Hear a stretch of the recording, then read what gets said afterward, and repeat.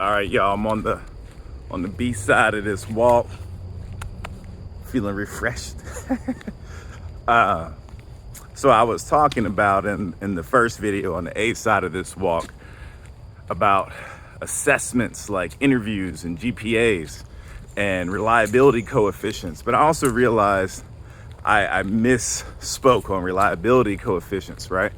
So I said that a reliability coefficient is one of the ways that we statistically assess whether an assessment is actually assessing, measuring what it was intended to.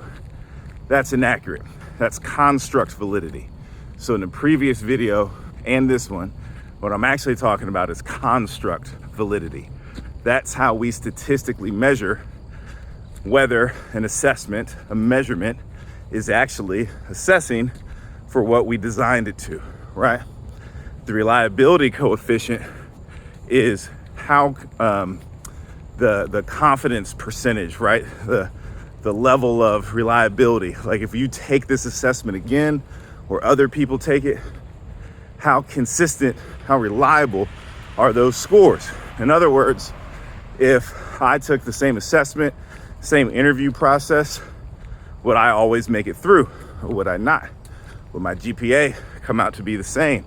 How does it work for everyone else, right? What's the ability for you to reproduce those results? Whew. I'm out of breath. I've been hitting some hills, y'all. I found a nice little side trail that I never noticed before, and I'm going down that, and there was some good hills. Like trying to get that calf burn. All right, so the first part I was talking about the people who are actually doing the assessing, right?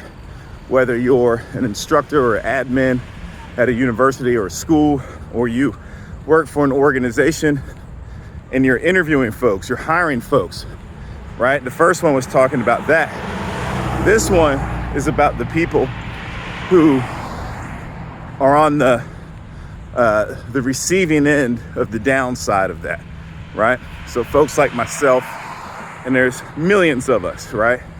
Tends to be folks who have higher rates of intersectionality, higher rates of identities that experience marginalization. So that can be if you're shorter than average, that can be if you're black or brown skinned, right? And the darker you are, the more difference that has in terms of the marginalization you experience, right? Are you a woman?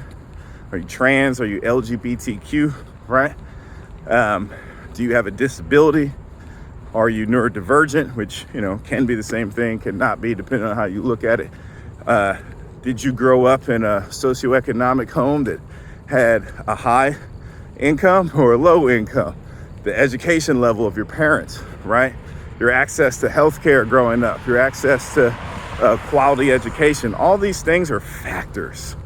And when you think about those factors and the effects that they have on people, doesn't it make sense that we're trying to make the world more just?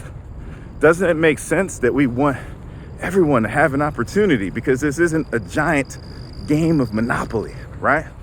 So for the folks who get negatively affected by these things, what happens is you get these consistent reminders that you're not enough. You're not good enough. You're not smart enough. We don't really like you that much.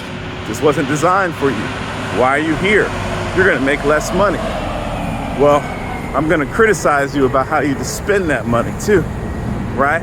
Well, you can't go to this school because you don't have enough money even you can get in, right? It keeps going and going and going.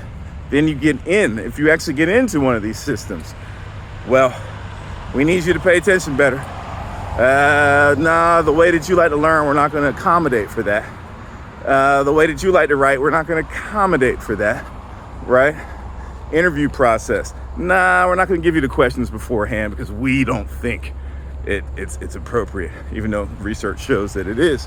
Or, well, we're going to accommodate our interview process for folks who are on the autism spectrum, right? For autistic folks. But some of those ways that we accommodate an interview process for autistic folks doesn't work well for dyslexic folks, doesn't work well for ADHD folks. So the idea isn't just an alternate option, The idea is flexibility. The idea is understanding how to design these systems, these measurements within the system. So when I work with my clients who experience the negative side of this, the number one thing I'm working on is feedback and using techniques that help them to do their own metacognition, thinking about thinking. Because a lot of their thinking is these negative feedback loops, because that's what they've been getting all throughout their life, over and over and over and over. And that has an effect on people, right? If you have a child, you call that child stupid every week of that child's life until they're 27 years old and no longer a child, they're gonna have some anger. They might have some self-esteem issues. They might not understand that they are intelligent, right? It's the same thing on a societal level. Society tells us that we're not enough, right? So I'm working on metacognition, helping them unpack these things and really think about them objectively, or, well, really no such thing as objectivity, but helping them to think about it more critically, I should say, right? And then unpacking that. So a technique from cognitive behavioral therapy is pulling out irrational beliefs. Well, you know, I applied for that, but I'm probably not going to get it. Well, why? Why do you think that you won't get it? Well, I mean, you know, I applied for something similar and I didn't get it. Okay, that makes sense, but what does that mean? Well, it means I'm not really qualified. You know, I don't have this background. Well, how do you know you're not qualified for the role? Because I didn't get it. Okay, so because you didn't get the job means that you're not qualified. That's not true, right? There's a lot that goes into a decision-making process, and a lot of it is deeply biased. This is what happens. So I'm encouraging folks too.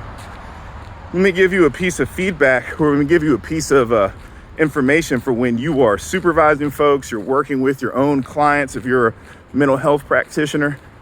When you give people positive feedback, don't just say, you're smart, or man, you're really strong, you're good at this. Tell them why, right?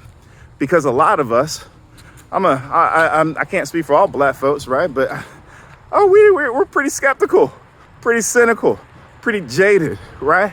I'm not gonna believe what you're saying unless you give me some evidence to support that. So I don't give compliments and positive feedback or pieces of encouragement unless they're real and I can explain them, okay? And for those of y'all who are on the receiving end, someone gives you a compliment, say, thank you. Could you tell me what helped you to see that? Oh, thank you for saying that you think I'm smart. What made you say that, right? Ask them for that encouragement too, because no one's perfect, right? Everyone makes mistakes, everyone has gaps, not everyone understands all this. Whew, good burn today. So when you're giving that feedback, giving that piece of encouragement, add that evidence in there. You know what? I know that you're really smart. You don't even realize how smart you are. You know how I know? It's because when I listened to you in class, you answered 3 questions exactly the way that I was thinking about. You looked at this from a systems level approach. You were pulling in all of these other concepts that we've been talking about and that you have experienced personally, and you were able to synthesize that into an answer to hit the nail right on the head. And you didn't just do it once, you did it 3 times, right? That is evidence. Now that person says, yeah, I am smart. I do know something. Changes the narrative for people.